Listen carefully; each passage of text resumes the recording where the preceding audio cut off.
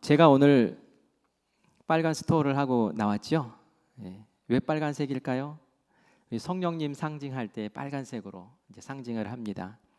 그리고 오늘 강단 미화 팀에서도 이렇게 성령 강림주의를 맞아서 이렇게 했어요. 이거 무엇이 상상되십니까? 불이야, 그죠? 오순절, 사도행전 2장에 보면 오순절에 예수님의 제자들과 사도들이 마가의 다락방에 모여서 기도했죠. 예수님께서 약속하신 성령님 언제 오시렵니까? 하면서 기도하고 있었을 때에 성령님이 그들을 찾아오셨어요. 그리고 그날 밤에 각자의 머리 위에 불꽃같이 성령님이 임하셨죠. 그래서 우리가 이렇게 불꽃 모양으로 또 불 모양으로 이렇게 강단을 아름답게 장식해 주셔서 감사하고요. 이 빨간색이 이제 불을 상징하는 거예요. 성령님이 오셨습니다. 성령님이 임하셨습니다라는 것을 상징하고 있습니다. 사실 오늘 성경 본문 말씀을 사도행전 2장 말씀으로 하는 것이 제일 적당하죠. 그런데 우리가 올해는 사도행전 말씀을 1장부터 쭉 지금 보고 있잖아요. 어버이 주일, 어린이 주일은 다른 본문 말씀을 보았으나 이제 다시 사도행전으로 돌아오니까 우리가 9장 말씀을 보게 되었어요. 그래서 9장 말씀을 보면서 이왕이면 사도행전 2장 말씀을 보면 더 좋겠는데 그런 마음이 있었는데 막상 이 본문 말씀을 쭉 읽다 보니까 여기에도 성령님이 임하셨구나. 이 본문에도 임하셨구나. 누구에게 임하셨을까요? 오늘 우리가 사울 이야기를 보았는데 사울에게도 성령이 임하신 그러한 것을 오늘 본문 말씀을 통해서 확인합니다. 그래서 오늘 성령 강림 주일에 적절한 말씀을 본문 말씀으로 주셨구나 하는 마음으로 함께 은혜 나누려고 합니다. 성령님이 임하시면 다양한 일들이 벌어지는데 저는 가장 중요한 것이 변화라고 생각해요. 새로운 창조, 아름다운 변화가 일어납니다.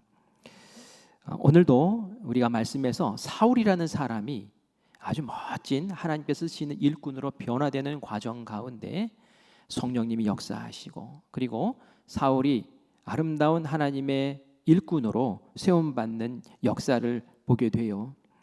우리가 사울이라는 이름, 제가 계속 이제 설교 시간에 사울이라는 이름을 계속 말할 텐데 우리에게는 더 익숙한 이름이 바울이라는 이름이죠. 그런데 왜 성경의 앞부분에는 사울이라고 써 있고 뒤에 가면 바울이라고 써 있을까요? 이름이 달라진 건 아니에요. 원래 사울 왕의 이름을 따서 사울이라고 해가지고 이름 지은 사람들이 그 당시에 많이 있었는데 히브리어로는 사울이라고 이야기하고 또 헬라어식으로 로마식으로 발음을 하면은 바울이라고 그렇게 발음을 합니다. 그래서 사울이라고 이야기할 때는 유대인들 속에서 같이 이렇게 생활할 때 그때는 이제 사울이라는 이름을 많이 사용했고요. 이제 이 사울이 본격적으로 이방인을 전도하는 사역, 이방인 선교 사역으로 뛰쳐나갔을 때는 그 다음부터는 이제 바울이라는 이름을 주로 많이 사용하지요. 왜요? 이방인 사역에 이제 적합한 이름이 바로 바울이었기 때문에 그렇다라는 겁니다. 우리가 오늘 성령을 만나기 전에 사울, 예수님을 만나기 전에 사울과 예수님을 만난 후 또 성령 충만을 경험한 후에 사울을 이제 보게 될 거예요. 이제 놀라운 변화가 일어나는 것을 볼 텐데 이 모습을 보면서 여러분들 도전받았으면 좋겠어요. 무슨 도전이냐면은 우리 마음에 그런 마음이 있어요. 사람은 고쳐서 쓰는 게 아니야. 그죠? 맞나요? 사람은 고쳐서 쓰는 게 아닌 것 같아요. TV 보면은 어떤 소식들 사고 나서 이렇게 나오는 뉴스들 보면은 이 사람 괜찮아지는 것 같고 뭐 멋져지는 것 같은데 결국 이렇게 망하는구나. 결국 이렇게 돼버리고 만에 계보름 못 줘. 고쳐 쓰는 게 아니야. 뭐 이런 마음이 든단 말이죠. 사람은 고쳐서 쓰는 게 아니야 라는 말의 뜻은 뭘까요? 사람의 천성은 바뀌지 않는다. 그러므로 문제 있는 사람을 계몽하거나 교화하는 것은 소용이 없어 라는 그러한 의미가 담겨 있습니다. 맞는 말인가요? 굉장히 맞는 말 같아요. 왜냐하면 사람이 사람을 교화하는 데는 분명히 한계라는 게 있기 때문에 그렇습니다. 그런데 오늘 말씀을 보면은 성령님이 개입하시면 예수님이 어루만지시면 한순간에도 변화되는구나 라는 것을 확인하게 됩니다. 그래서 우리 성도님들 가운데 정말 나라는 사람 좀 변하고 싶은데 하는 마음이 있으신 분들 오늘 이 말씀을 집중하세요. 그리고 또 내 마음에 이 사람 좀 하나님 좀 변화시켜 주셨으면 좋겠는데 기도하시는 사람들 있잖아요. 그죠? 그분이 가장 가까운 사람일 수도 있어요. 하나님의 은혜를 구하면서 오늘 이 말씀 가운데 나가기를 간절히 바랍니다. 회심 전의 사울의 모습 정말 변화해야 될 사람인가? 라는 생각을 하면 회심 전의 사울의 모습도 멋진데 이런 생각이 들어요. 왜냐하면은 이 사울 굉장한 엘리트였습니다. 가말리엘이라는 그 당시에 최고의 율법 학자의 수제자였어요. 그래서 율법이 아주 정통한 사람이었죠. 하나님의 말씀에 정통했기 때문에 그 말씀대로 살려고 굉장히 애를 썼고 정확히 지키며 살았던 사람이에요. 그리고 이 사람은 다소 출신인데요. 이스라엘 사람이 사는 그 땅이 아니라 그보다 훨씬 북쪽에 있는 헬라 문화권에 있는 다소에서 나서 그곳에 자랐던 사람이에요. 그러니까 이 사람은 이제 대학에서 글로벌 인재 키웁니다. 뭐 이런 얘기 하는데 벌써 유대인이면서도 이 헬라 문화를 잘 또 이해하는 글로벌 인재로 이렇게 훈련받고 있는 사람이었단 말이에요. 열정도 얼마나 뜨거웠는지 한번 목표를 정하면 반드시 이뤄내는 그러한 열정의 사람이었고요. 보통 지식인들은 배우고 나면은 그렇구나 하고 지적 만족으로 그치기가 마련인데 이 사람은 배운 것이 있고 그것이 나에게 정말 좋은 자극이 되고 이거 진리다라고 생각되는 것이 있으면은 반드시 실천하는 아주 실천가였던 것도 보게 돼요. 이 정도라면은 바울 괜찮은 사람 아니에요? 이 정도면 사울 괜찮다. 뭐 고칠 게 뭐 있어? 이런 생각이 들지요. 그런데 이 사울에게 한 가지 분명히 고쳐야 될 것이 하나 있었어요. 이 사울은 어떤 사람입니까? 스데반의 죽음을 보고 잘 죽었어. 당연히 죽었어야지. 이렇게 생각했던 사람이에요. 그 당시 예수님 믿던 기독교인들 핍박하고 붙잡고 처형시키는 데 앞장섰던 사람이 바로 이 사람이죠. 하나님의 정의라고 생각했어요. 그리고 자기는 이 일을 하는 것이 옳다. 나는 하나님의 정의의 사도다라는 그런 생각을 하고 그리스도인들 잡는 일에 아주 몰두했던 것을 봅니다. 그에게는 그게 옳은 일이었어요. 그게 하나님의 뜻 같아 보였어요. 그래서 이것을 실현하기 위해서 폭력도 그리고 죽음도 핍박도 정죄도 마다하지 않고 그렇게 휘둘렀던 사람이 바로 이 사울이라는 것이죠. 근데 이 사울의 모습이 정말 옳은 것인가? 하나님의 뜻을 행하더라도 하나님의 뜻 행하는 가운데 폭력이 있고 그 가운데 죽이는 일이 있으면 하나님의 뜻이 아닐 가능성이 높습니다. 하나님은 그렇게 하지 않으세요. 우리에게 죽이라고 하지 않으시고요. 우리에게 그렇게 폭력과 칼을 휘두르라고 하지 않으시지요. 그리고 우리에게 정죄하라고 하지 않으십니다. 왜요? 심판하시는 분은 오직 하나님 한 분이시기 때문에 그래요. 근데 그 당시에 사울은 이런 모습이었다는 것이죠. 이게 바로 변화되어야 할 부분이었다는 거예요. 그런데 오늘 우리가 읽은 사도행전 9장 말씀을 보면 사울이 정말 변화되는 한 사건을 겪게 되는 것을 봅니다.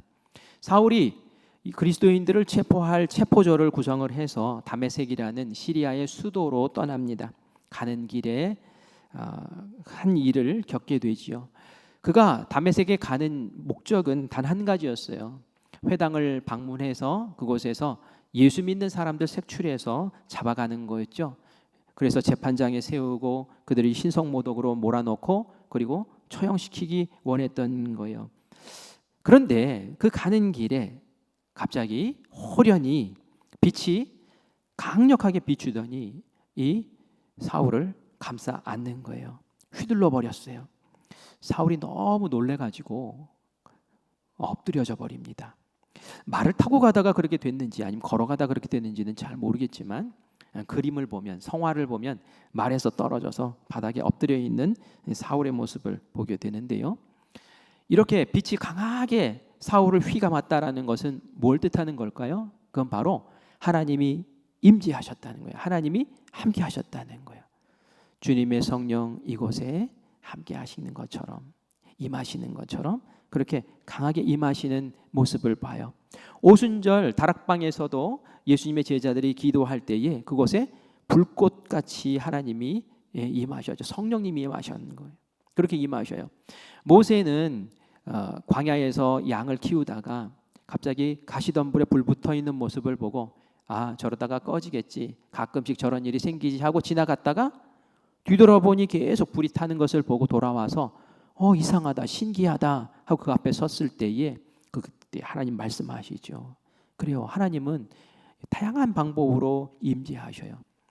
어느 세 가족과 함께 이야기를 하는데 그 세 가족이 오랫동안 신앙생활을 안 했대요. 안 하다가 어머니 모시고 교회에 한번 가야겠다, 어머니와 함께 교회를 따라왔대요. 근데 교회 예배당에 딱 들어서서 자리에 앉는 순간 뭔가 나를 확 사로잡고 눈물이 터지게 만들고 그 자리에 앉아가지고 예배도 시작하기 전이었는데 막 펑펑 울었다고 그러더라고요. 왜 그럴까요? 성령님이 이곳에 함께 하시기 때문인 줄 믿습니다. 우리는 예배당을 24시간 오픈해 놓잖아요. 그죠? 그리고 음악을 틀어놓고 누구든지 이 자리에 와서 기도할 수 있도록 문을 열어놓는데, 그렇기 때문에 이 자리는 늘 기도하는 자리고 늘 성령님이 함께 하시는 자리인 줄 믿습니다. 그래서 오늘 이 시간 우리가 예배할 때에 성령님이 우리를 사로잡고 우리를 예배 가운데 하나님의 전으로 이끌어 나가시는 줄 믿습니다. 그래요. 이렇게 엎드려 있는 이 사울에게 하나님의 음성, 예수님의 음성이 들립니다. 어떤 음성을 주셨는지 4절, 5절 말씀 같이 읽겠습니다. 땅에 엎드러져 들으매 소리가 있어 이르되 사울아 사울아 네가 어찌하여 나를 박해하느냐 하시거늘 대답하되 주여 누구시나이까 이르시되 나는 내가 박해하는 예수라. 아멘. 예수님의 음성이었어요. 근데 사울은 이게 누구의 음성인지 몰랐죠. 그런데 말씀하세요. 네가 어찌하여 나를 박해하느냐.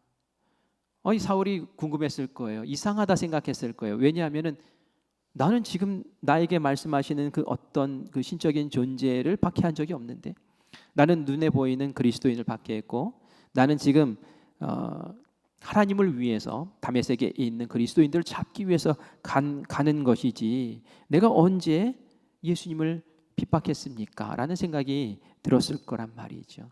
예수님 분명히 말해요. 나는 내가 핍박하는 예수다, 예수다 라고 얘기를 분명히 하고 있다는 말이죠. 예수님은 그리스도인들이 핍박받는 것을 당신이 핍박받는 것으로 생각하신다라는 것을 오늘 이 말씀에서 볼 수 있는 거예요. 예수님이 우리 그리스도인들이 핍박받고 고난받고 어려움 겪을 때에 그건 네 일이야 하고 팔짱 끼고 이렇게 보시는 분이 아니라는 거예요. 네가 핍박받는 것은 내가 핍박받는 것과 똑같아. 너의 아픔은 나의 아픔이야 하고 예수님은 그런 마음으로 말씀하시고 우리를 품어주시는 줄 믿습니다. 요한복음 15장 18절과 19절 같이 읽겠습니다. 세상이 너희를 미워하면 너희보다 먼저 나를 미워한 줄 알라. 너희가 세상에 속하였으면 세상이 자기의 것을 사랑할 것이나 너희는 세상에 속한 자가 아니요 도리어 내가 너희를 세상에서 택하였기 때문에 세상이 너희를 미워하느니라. 아멘. 세상이 너희를 미워할 때가 있어. 세상이 너희를 핍박할 때가 있어. 그런데 그것은 너희를 미워하는 것처럼 보이지만 사실은 예수님이 나를 미워하는 거야 라고 얘기하시는 거예요. 왜요? 너희가 그냥 세상 속에 있었으면 세상이 너희를 핍박할 일이 없지요. 그죠? 죄 가운데 그냥 세상의 생각과 버타여서 그냥 살아가니까 뭐 없어요. 핍박할 게. 그런데 너희가 나의 소속이 되었고 나의 자녀가 되었고 내 품 안에 안겼기 때문에 마귀가 가만두지 않는다는 거예요. 그래서 너희를 핍박해, 너희를 어렵게 만들어, 너희를 곤고함 가운데 빠뜨려. 그런데 그것은 결국 나 때문에 그런 것이니 나를 핍박하는 것 같다는 거예요. 그래서 예수님, 하나님은, 성령님은 우리가 어려움 겪는, 예수님 안에서 열심히 살려고 하는데 겪게 되는 그런 환난과 어려움 속에서 우리를 그냥 놓아두시는 것이 아니라 나도 같이 아파, 나도 같이 힘들어, 나도 같이 너를 끌어안고 같이 이겨내기를 원해 하면서 우리를 격려해 주신다라는 것을 알아야 돼요. 이걸 모르면, 그리고 감사한 생활 하다가도 어려움 닥치면 하나님 왜 이래요 하면서 막 원망하고 투정하고 뭐 믿어도 별거 없네 뭐 이러면서 하나님 속상한 이야기하고 이렇게 되기가 쉽상이기 때문에 그렇습니다. 오스왈드 샌더스라는 사람이 시를 지어서 우리에게 알려준 것이 있어요. 모래 위의 발자국이라는 시입니다. 많은 분들이 알고 있는 내용이지만 제가 새 가족들 위해서 이 시의 내용을 간단하게 말씀드리면 이래요. 어떤 사람이, 이 오스왈드 샌더스라는 사람이 꿈을 꿨어요. 근데 그 꿈속에 보니까 바닷가가 나오고 해변이 쫙 나오는데 그 해변에 발자국이 이렇게 두 줄로 쭉 나 있는 거예요. 그래서 알았어요. 야, 이 발자국의 하나는 내가 걷는 발자국이고 다른 하나는 예수님이 내 곁에서 걷는 발자국이구나. 그래서 아이 고맙습니다 하는 마음이 드는 거예요. 그러면서 이 발자국을 보니까 인생을 보는 것 같아요. 처음에는 한 발자국이 났었거든요. 그러다 예수님 믿었을 때 두 줄로 났어요. 그러다가 이상해요. 이게 한 줄로 바뀐 거예요. 이상하다. 이때는 내가 제일 힘들고, 이때는 내가 제일 아프고, 이때는 내가 제일 고난 속에 있었는데, 그래서 예수님에게 물어봐요. 주님, 내가 가장 힘들고 아플 때 주님 어디 가셨습니까? 그렇게 투정을 하는 거예요. 그러자 주님이 그렇게 얘기하셨어요. 나의 귀하고 소중한 아이야, 나는 너를 사랑하였고 너를 조금도 떠나지 않았단다. 너의 시련의 때, 고통의 때에도 네가 본 오직 한 쌍의 발자국, 그것은 나의 발자국이었노라. 그때 내가 너를 등에 업고 걸었노라 라고 말은. 그게 네 발자국 아니야. 네 발자국으로 착각하지 마. 그건 내 발자국이야. 네가 너무 지치고 너무 힘들고 너무 괴로워 쓰러졌기 때문에 내가 너를 끌어안고 내가 너를 들쳐업고 그 길을 내가 걸은 거야. 그거 알겠지? 라고 말씀하는 것이 이 시의 내용이에요. 하나님은 한 번도 그 자녀를 떠나지 않으십니다. 고난과 환난 역경 속에 있을 때에는 오히려 더 끌어안고 품어주시고 안아주시는 분이 바로 하나님이세요. 그래서 예수님이 제자들에게 그런 말씀하셨어요. 예수님 제자들 떠날 때가 됐거든요. 제자들이 얼마나 마음이 두렵겠어요. 예수님 떠나시면 어떡해요? 그럼 우리 뭐 믿고 뭐 의지하고 산다 말입니까? 근데 예수님이 그런 말씀하세요. 걱정하지 마, 염려하지 마. 내가 너희들을 떠나는 게 오히려 너희들에게는 좋아. 왜요, 주님? 내가 떠나면은 성령님이 오실 거야. 나는 너희와 함께 있을 때 몸을 가지고 있기 때문에 한계가 있어. 너희들이 여기 가고 저기 가고 흩어져 가면 나는 여기를 가든 저기를 가든 선택해야 돼. 그런데 성령님은 달라. 성령은 영이시기 때문에 너희 마음 속에 임하셔. 그래서 너희가 어디를 가든지 함께 할 수 있어. 그리고 나는 너희와 고작 3년밖에 함께 하지 못하지만 이 성령님은 너희와 영원히 함께 할 거야. 뭡니까? 영원히 함께하고 영원히 같이 있고 영원히 지켜주시고 인도하시는 그분의 사랑, 그것을 예수님은 그렇게 표현을 하시고 있는 거예요. 제가 이전에도 한번 말씀드린 적이 있는데 그 기독교 웹툰을 그리는 그런 작가가 있어요. 꽤 유명한 사람, 초롱이라는 그런 그 그림을 그려요. 그런데 지금은 유명한 작가였지만 이전에 이제 한동대 학생이었어요. 한동대가 기독교 학교인 거 아시죠? 네, 우리 여기도 학생이 한 명이 있어요. 그런데 그 학교에 내가 최초의 자살 자가 되리라 이런 마음을 가지고 살았던 어떤 자매가 있습니다. 그런데 목사님의 딸이었어요. 목사님의 딸인데 그런 생각을 할 수 있나? 할 수 있어요. 가진 게 너무 없는 거예요. 다른 친구들과 비교해 보니까 이 비교라는 게 참 무서운 거예요. 그리고 재능도 없는 것 같고 내가 이해해서 뭐 하지? 인생이 갑자기 막막하고 그런 거예요. 외롭고 슬프고 예배를 드려도 느껴지지 않고 그랬어요. 그래서 하루는 그 높은 건물에 올라가서 난간을 잡고 뛸까 그랬다는 거예요. 그런데 뛰었을까요? 못 뛰었을까요? 살아있어요. 지금 못 뛰었어요. 그러다가 어느 날 친구가 어느 목사님이 예언도 하시고 또 성령 충만하셔서 이렇게 미래도 알려주시고 이런 분이 계시는데 우리 그분한테 가서 한번 말씀 좀 들어보자, 기도 좀 받아보자, 뭐 이런 얘기를 했단가 봐요. 그래서 갔대요. 그랬더니 이렇게 얘기를 하더래요. 마치 예수님처럼 얘기하시더래요. 초롱아, 내가 너 자살하려고 했던 것 알아. 네가 그 난간을 딱 붙잡고 서서 뛸까 말까 할 때 내가 네 어깨를 꽉 붙잡고 있었어. 뭐예요? 그래서 못 뛰어내렸다는 거예요. 그리고 네가 캄캄한 강의실에서 그 책상 밑에 숨어서 그곳에서 혼자 울고 있을 때 나는 네 옆에 같이 앉아 있었어. 내가 네 어깨를 끌어안고 있었어. 와, 얼마나 놀랐는지 왜 놀랐어요? 이건 아무에게도 얘기해 준 적이 없거든요.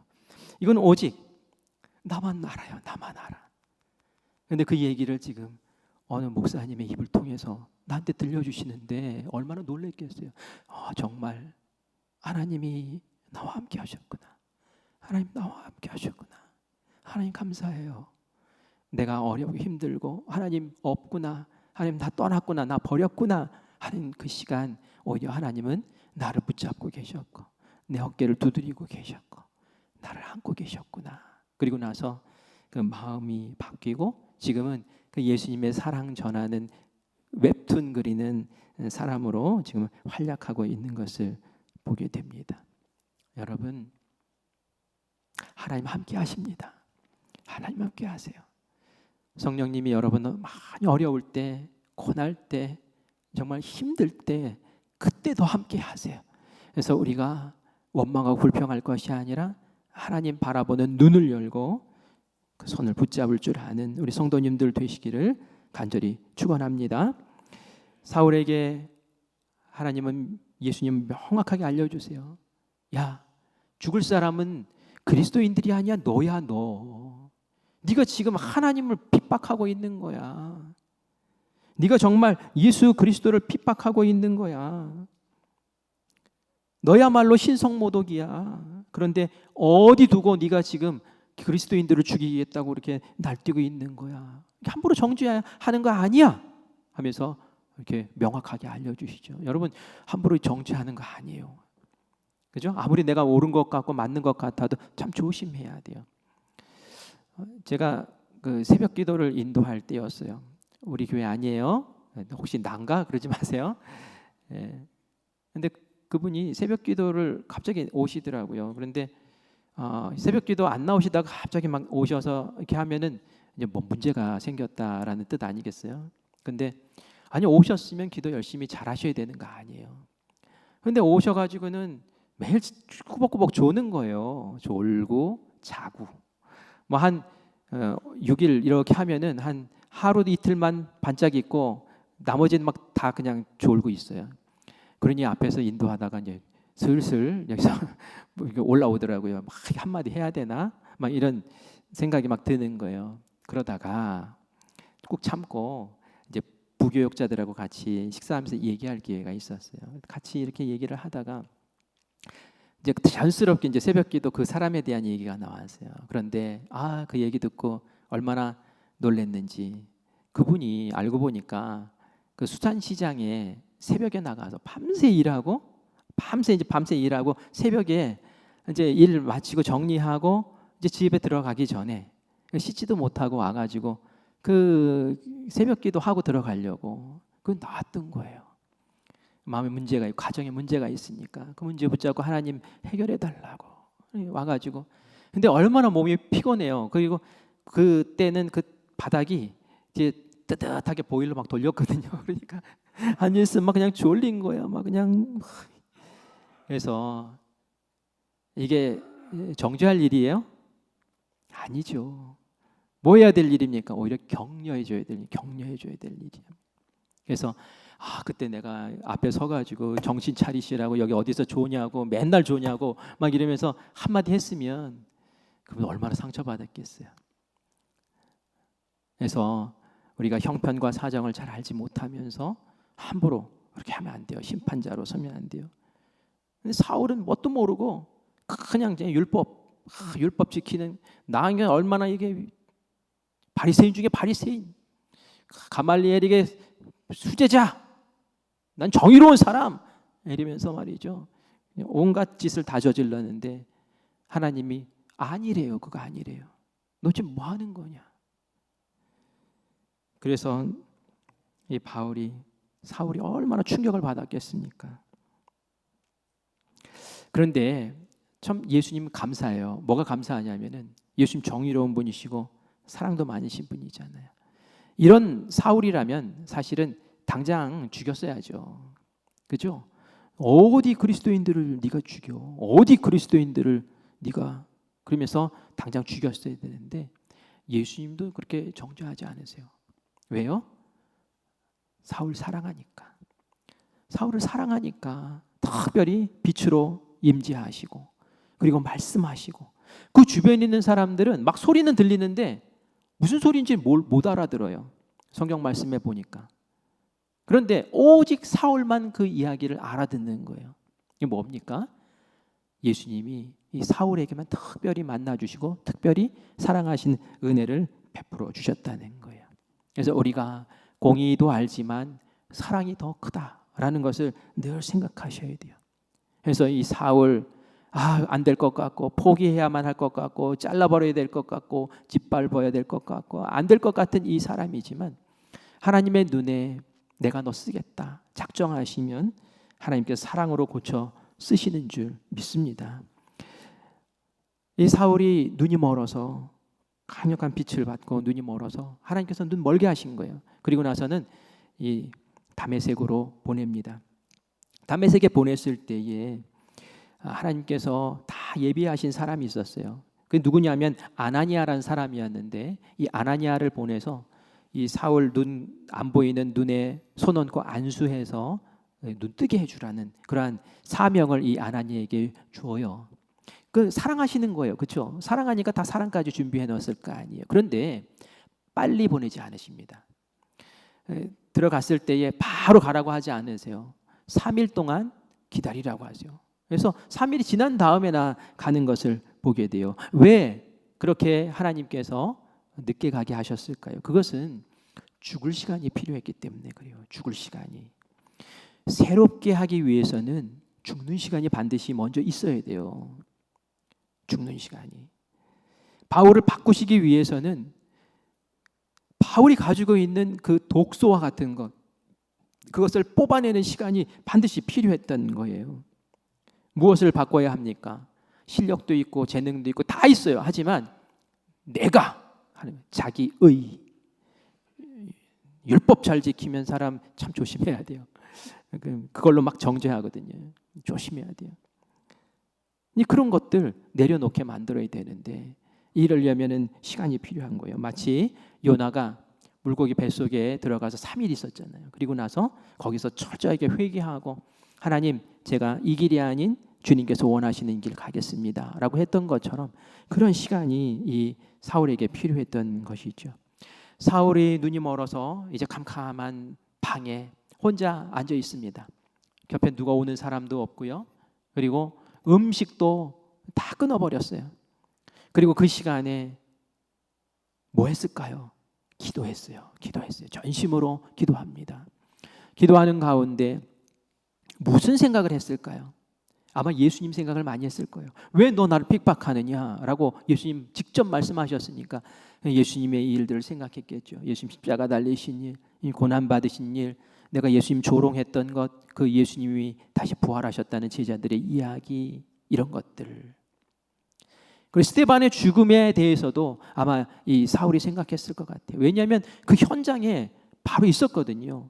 야, 돌 던질 사람들 옷 나한테 맡겨 해가지고 옷 맡아주고 돌 던져서 죽여라 하고 그 선동하고 부추겼던 사람이 바로 이 사울 아닙니까? 그리고 스데반이 돌에 맞아서 피가 철철 흐르면서 쓰러졌을 때의 그 스데반의 표정은 천사와 같았거든요. 너무 이상했는데 막 그게 이해되기 시작하는 거예요. 그러면서 통곡합니다. 자기가 붙잡았던, 그래서 재판장에 세웠던 그리스도인들의 얼굴이 떠오르고요. 아마 3일 동안 이 사울은 펑펑 울면서 자기가 지나왔던 그 과거의 삶들, 고집스럽게 자기 아집과 자기 자아를 주장하며 살았던 그 모든 삶들을 막 회개하면서 통곡하면서 살았을 거예요. 나중에 성경에 보면은 자기 자신을 그렇게 표현합니다. 나는 죄인 중에 괴수다. 죄인들이 많이 있지만 나는 그 죄인들 가운데 우두머리다. 근데 그 맞는 말 아닙니까? 맞아요. 사울이 그렇게 자기를 이야기하죠. 바로 이 시간이 필요한 거예요. 자기를 철저히 알고 나의 부족함과 나의 모난 모습과 그 자아, 그 고집스러운 죄덩어리 자아를 산산히 깨는 시간, 그 시간이 필요했던 것이죠. 어떤 사람은 이런 시간을 인생 살다가 뜨겁게 맞이하는 사람도 있습니다. 갑자기 높은 자리에 있다가 저 밑바닥으로 추락하는 경우가 있어요. 어떤 사람은 사업을 번창하다가 사업이 갑자기 와장창 무너지는 경우가 있어요. 어떤 사람은 건강이라면 나 자신 있어 했던 사람인데 중병에 걸려서 병상에 알아 눕기도 합니다. 어떤 사람은 감옥에 갇히기도 하고요. 이 시간은 무슨 시간입니까? 이 시간은 나를 깨고 그리고 하나님을 뜨겁게 만나기 위해서 새롭게 만드시는, 빚어내시는 그런 시간이에요. 이 시간을 우리가 소중히 아셔야 돼요. 한 마리의 나비가 나오기 위해서 그냥 나오는 게 아니잖아요. 그 애벌레가 기어다니다가 고치 안에 딱 들어가요. 고치 안이 얼마나 캄캄합니까? 그 고치 안에서 그 변태라고 하죠. 이게 변하는 그 과정을 겪어야 돼요. 그리고 나서 그 고치를 뚫고 나왔을 때 나비가 되는 거예요. 이런 시간이 반드시 필요한데 모세는 그것을 40년 겪었고요. 다윗은 13년 겪고 왕이 됐어요. 그런데 사울에게는 딱 3일 줬어요. 얼마나 감사해요. 그 시간을 통해서 그 어둠 속에서 옛사람을 벗어버리는 그러한 과정들을 겪게 됩니다. 예수님 보시고 이제 됐다. 아나니아에 가라 라고 얘기하시죠. 아나니아는 경건하고 하나님 말씀이라면 순종하는 그런 사람이었어요. 그런데 이 아나니아에게 특징이 하나 있다면 기도하는 사람이었어요. 기도하는 사람. 그래서 아나니아가 기도할 때에 하나님이 환상을 주시고 보여주시는 거예요. 또 음성도 주시고 알려주시는 거예요. 이 사울도 알았어요. 아나니아가 나를 찾아올 거라는 것. 왜? 기도할 때에 하나님이 이미 알려주셨거든요. 아나니아라는 사람이 와서 너에게 안수하고 너 낫게 해줄 거야 라는 거 알려주셨거든요. 근데 아나니아에게도 똑같이 알려주세요. 너 직가로 가라. 그 곧게 난 길이 있어요. 그 길로 가라. 유다라는 사람이 사는 집에 사울이라는 사람이 있을 테니 너 가서 그를 만나라 라고 알려주세요. 여러분, 기도하는 사람이 하나님의 뜻을 알 수 있는 거예요. 어떤 사람 그런 얘기예요. 목사님, 저는 하나님의 뜻만 제대로만 알면 제가 그냥 그 뜻에 만약 순종할 거예요. 그냥 제가 모든 것 다 내려놓고 포기하고 그냥 그 뜻이라면 제 모든 것을 다 걸 수 있어요. 막 이렇게 자신만만하게 얘기를 해요. 하나님의 뜻만 알았으면 좋겠다는 거예요. 근데 그 뜻, 그 음성, 그거 어떻게 알 수 있습니까? 그건 내가 기도해야 하지 않은 거예요. 기도해야 하지 않은 거예요. 자기는 기도 하나도 안 하면서 뜻만 알고 싶대요. 그 어떻게 그 뜻을 알아요? 목사님이 기도해 주시면 압니까? 아니요, 내가 기도해야 돼. 내가 기도하고 내가 하나님의 음성을 듣고 내가 하나님의 환상을 보고 그렇게 되는 거예요. 제가 우리 큰백교회 오기 전에 기도를 했어요. 굉장히 심각하게 기도했어요. 하나님, 가야 됩니까? 말아야 됩니까? 어떻게 해야 됩니까? 말아야 됩니까? 하면서 기도를 했어요. 여러 가지 기도들을 했어요. 그 가운데 하나가 하나님 뜻을 확실히 보여주셔야 제가 순종을 하지요. 하지 말라면 안 하실 거고 하라면 할 거고요. 그러면서 기도를 했는데 목요일쯤 됐을 때, 월요일부터 기도했거든요. 목요일이 됐을 때 분명히 낮에 예배당에 앉아서 기도하고 있는데 갑자기 앞에 화면이 팍 총천연색 칼라 TV 같은 게 팍 생기더라고요. 화면이 딱 뜨더라고요. 그러면서 거기서 환상이 보여요. 제가 깜짝 놀랐어요. 그리고 저를 나무랬어요. 왜 나무랬을까요? 야, 기도하다가 너 뭐 지금 헛생각하냐? 저는 제가 뭐 딴 생각하고 딴 뭐 이렇게 해가지고 잡생각을 해서 그런 줄 알고 자리에서 일어났어요. 그리고 나서는 워 이러면서 창문이 있는 곳에 가서 창밖을 바라보고 다시 마음을 환기하고 다시 그 자리에 앉았어요. 그러다 다시 기도했어요. 그런데 다시 또 환상이 보이는 거예요. 제가 목회를 하면서 50이 넘도록 환상을 본 적이 한 번도 없었어요. 그래서 그 첫 번째 본 환상을 보고 나서는 이게 뭐 왜 잡생각이라고 그렇게 생각을 했던 거죠. 너무 선명하게 보이는 거예요. 두 번째 알았어요. 아, 이게 환상이라는 거구나. 그러면서 제가 제 아내에게도 얘기하고 우리 아이들에게도 얘기하고 그랬던 기억이 납니다. 그래서 제가 지금 여기 이렇게 있지 않습니까? 여러분, 하나님은 기도하는 사람을 통해서 보여주시는 거예요. 제가 기도 안 하고 가만히 멍하니 있었으면 그런 일이 있었겠습니까? 모르겠어요. 잠자다가 꿈을 꿀 수도 있겠죠. 개꿈, 헛꿈 이런 거 꿨겠죠. 여러분 사모하십시오. 하나님과의 교제를 사모하시고 하나님의 음성을 사모하시고 하나님의 뜻을 사모하세요. 그러면 어떻게 해야 돼요? 기도해야 돼요. 기도해야 돼요. 지금 예수님은 기도하는 사람들을 통해서 엮어주시잖아요. 아나니아 기도하는 사람, 그래 너 기도할 때 하나님 뜻을 보여줘. 사울 그냥 식음을 전폐하고 기도하잖아요. 그 사울에게 하나님 보여주시잖아요. 알려주시잖아요. 그리고 엮어주시잖아요. 나중에 뒤에 성경 말씀 보면 베드로도 기도할 때에 어디 가라고 알려주세요. 그 이방인도 백부장도 기도하는데 베드로를 초청하라고 알려주세요. 서로 기도할 때 막 엮어주시고 하나님의 역사는 기도하는 가운데 일어나는 거예요. 그런데 기도는 하나도 안 하면서 기도는 대충 하면서 기도에 전심을 기울이지 않으면서 하나님 뜻 알려주세요. 그건 말도 안 되는 얘기죠. 정말 내가 하나님의 뜻을 알고 하나님과 동행하고 하나님의 역사를 사모하고 하나님 성경 말씀에 나오는 그 기적과 표적과 이사를 경험하고 싶습니다 라는 그런 소망이 있다면 기도하는 우리 성도님들 되시기를 간절히 축원합니다. 기도하는 가운데 성령님 임하시는 거예요. 성령 충만히 임하시는 거예요. 아나니아가 겁났어요. 못 가겠다고. 못 가겠어요. 아니 못 가요. 그 사람이 어떤 사람인데요? 이 사울은 그리스도인 잡는 사람이잖아요. 체포권까지 가지고 있는 사람인데 어떻게 저를 가라고 하십니까? 그때에 예수님께서 말씀하시지요. 자, 우리 하나님의 계획을 알려주시는데 15절 말씀, 16절 말씀 같이 읽습니다. 시작. 주께서 이르시되 가라. 이 사람은 내 이름을 이방인과 임금들과 이스라엘 자손들에게 전하기 위하여 택한 나의 그릇이라. 그가 내 이름을 위하여 얼마나 고난을 받아야 할 것을 내가 그에게 보이리라 하시니 아멘. 사울에게 가라. 그리고 고쳐줘라. 그리고 그 사울은 특별한 사람이야. 내 고쳐서 쓰려고 너 보내는 거야. 그 사람은 이방인에게 복음 전할 사람이야. 내가 선택한 그릇이야. 그리고 또 뭘 얘기를 합니까? 그가 그 일을 하다가 엄청나게 고생할 거야. 그렇게 앞으로 일어날 일까지도 다 알려주세요.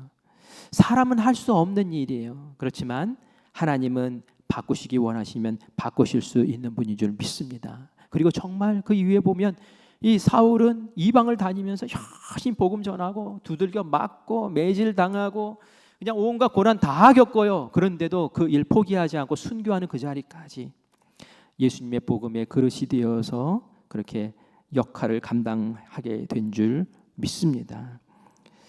우리가 이 말씀 가운데서 이제 성령 충만을 보셔야 돼요. 우리 17절 말씀 같이 읽겠습니다. 같이 읽습니다. 아나니아가 떠나 그 집에 들어가서 그에게 안수하여 이르되 형제 사울아 주 곧 내가 오는 길에서 나타나셨던 예수께서 나를 보내어 너로 다시 보게 하시고 성령으로 충만하게 하신다 하니 아멘 아멘. 가서 병만 낫게 한 게 아니었어요. 보니까 그렇죠? 뭐를 더했습니까? 성령 충만까지도 그에게 베풀었어요. 예수님이 베푸신 거예요. 이 아나니아를 통해서. 이 바울에게 부족한 것 딱 한 가지였던 거예요. 그게 뭐예요? 성령님이 주인 되지 못하셨던 거예요. 성령님이 그 안에 충만하지 못했던 거예요. 그러니까 자아가 살아서, 그죠? 자기가 막 주인이 되어서 독선적으로 막 그냥 그렇게 하면서 마치 정의의 사자인 양 그렇게 했던 거예요. 좋은 재능과 좋은 은사와 여러 가지 준비된 훈련된 그런 귀한 모습들이 있었는데 바로 그것 성령 충만히 없었기 때문에 그 인생 그 삶이 이렇게 어려웠던 것이죠. 결국 자기 자신을 팍싹 깨버리고 3일 동안 깨버리고 그리고 성령 충만을 받은 이 바울, 하나님께서 변화시킨 이 바울, 사도행전의 아름다운 이름으로 기록되고 놀라운 역사를 베풀어 주신 줄 믿습니다. 우리도 사울과 같은 그릇들 아닙니까? 그죠? 그릇들이요. 그릇에 무엇을 담느냐가 중요해요. 나라는 그릇에 내가 생생하게 살아가지고 팔딱팔딱 뛰고 있으면은 하나님 쓰실 수 있는 그릇이 안 돼요. 그런데 나를 싹 비워버리고 주님 제가 십자가 앞에 못 박아 주님과 함께 죽었습니다. 이제는 내가 사는 것이 아니고 그리스도께서 사시는 것입니다. 내 안에 계신 그리스도께서만 사시는 것입니다. 이 바울의 고백이잖아요. 그렇게 고백하며 주님의 성령 충만을 사모하고 그 성령 충만 안에서 살아갈 때에 우리에게는 새로운 역사가 펼쳐질 줄 믿습니다.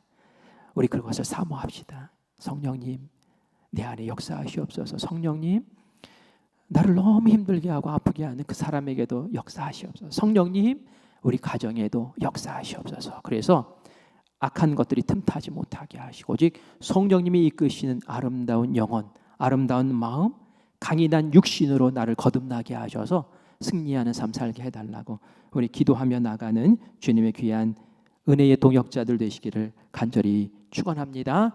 아멘.